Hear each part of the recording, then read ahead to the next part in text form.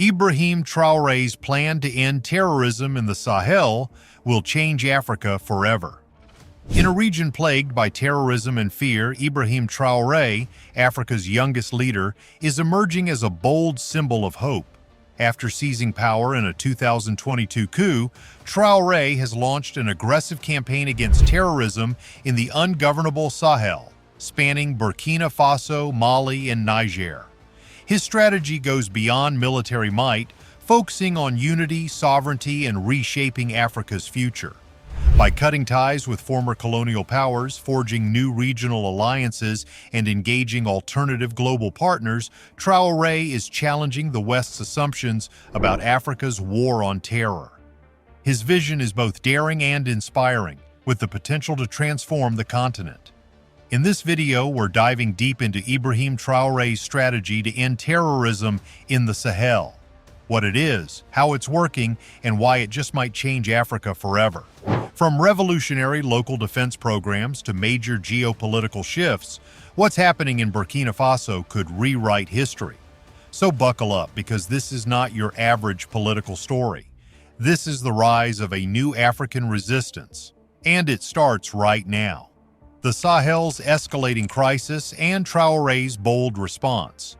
The Sahel region, a semi-arid belt stretching across Africa from Mauritania to Sudan, has been plagued by escalating jihadist violence, political instability, and humanitarian crises for over a decade.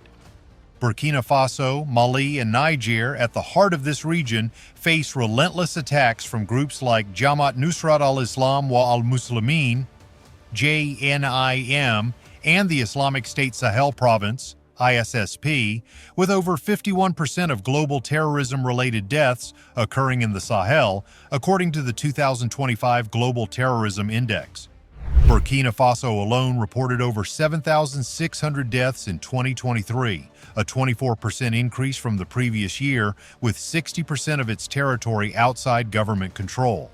Against this backdrop, Burkina Faso's interim president, Captain Ibrahim Traoré, has emerged as a polarizing figure with a bold, multifaceted plan to combat terrorism rooted in military restructuring, economic self-reliance, and regional cooperation through the Alliance of Sahel States, AES.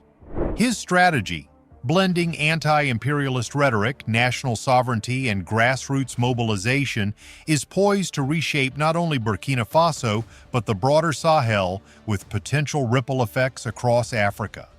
Mobilizing local forces and militias. A core part of Traoré's plan is empowering local communities to fight terrorism. After his 2022 coup, he promised to recruit 50,000 volunteer militia members to bolster Burkina Faso's military.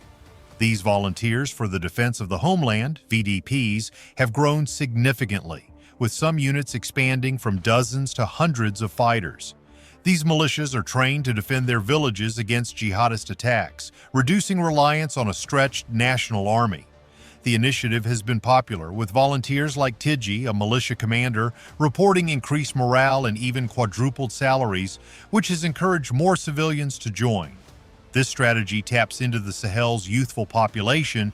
Nearly two-thirds of the region's people are under 25 and channels their energy into defending their homeland. Traoré's rhetoric of self-reliance and Pan-Africanism inspires many young people, who see him as a revolutionary figure like Burkina Faso's former leader Thomas Sankara. By arming and training civilians, Traoré aims to create a grassroots defense network that can respond quickly to threats in remote areas where the military struggles to operate. However, this approach has risks. Human Rights Watch and other organizations have accused Burkina Faso's military and militias of killing civilians, which could fuel resentment and drive more people toward insurgent groups. The Alliance of Sahel States, a regional solution. The formation of the Alliance of Sahel States in 2023 is a cornerstone of Traoré's vision.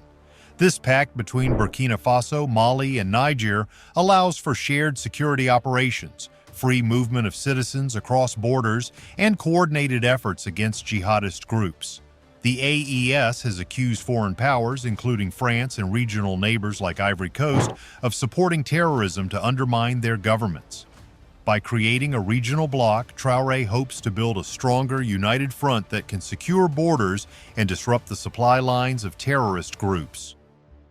The AES also reflects Traoré's broader goal of reducing dependence on Western institutions like the Economic Community of West African States, ECOWAS, which the AES countries have accused of destabilizing their regimes. Instead, the alliance seeks partnerships with non-Western powers like Russia, which has provided military training and equipment, and China, which is filling gaps in weapon supplies left by France and Russia's own limitations.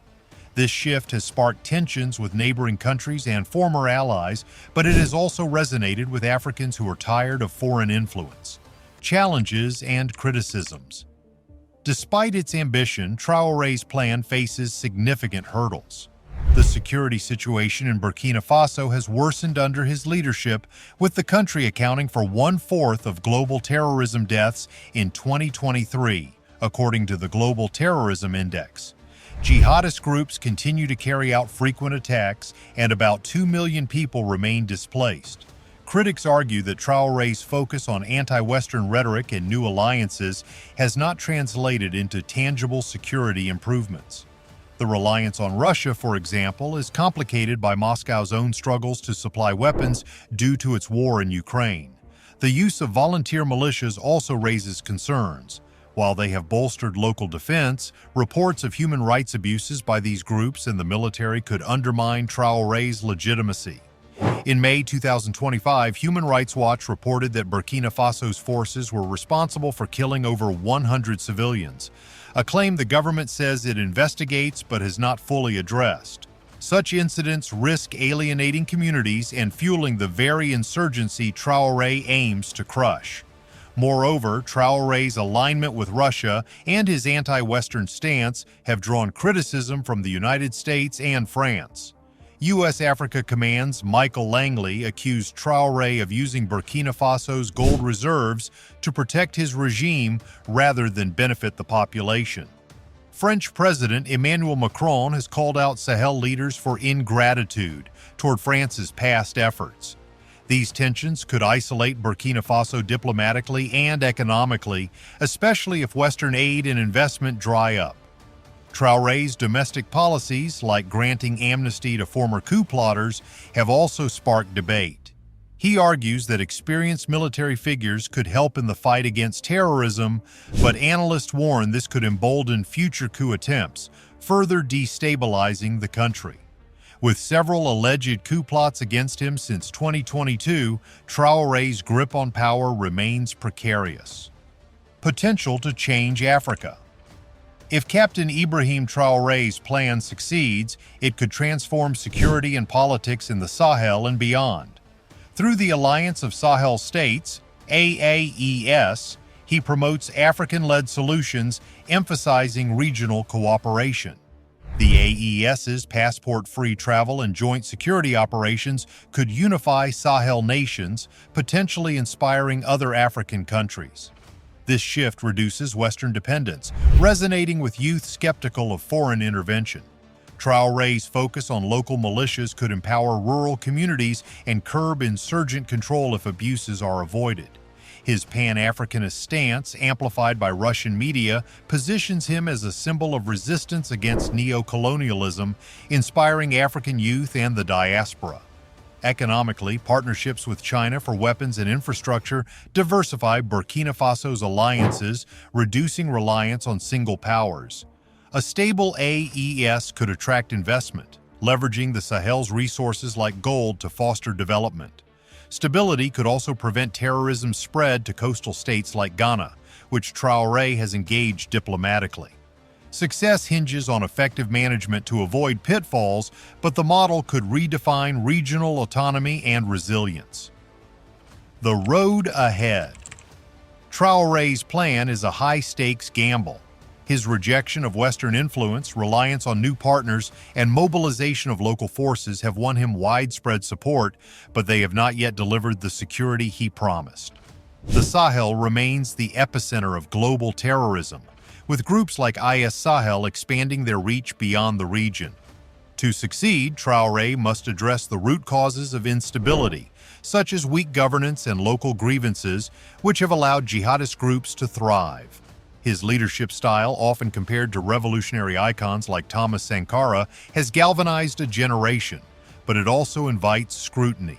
The cult-like following he has built, partly through Russian-backed disinformation campaigns, risks creating unrealistic expectations.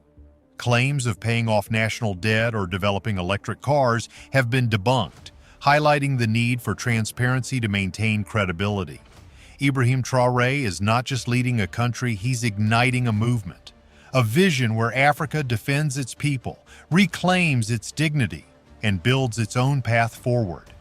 His plan is dangerous, defiant, unconventional, but for a region ravaged by decades of violence and betrayal, it might be the only way. The world is watching. But more importantly, Africa is awakening. The fight for the Sahel is the fight for Africa's future. If you believe stories like this deserve to be heard, make your voice count. Like this video. Share your thoughts in the comments. Subscribe for more powerful stories reshaping the world. Together, let's spread the truth others won't tell.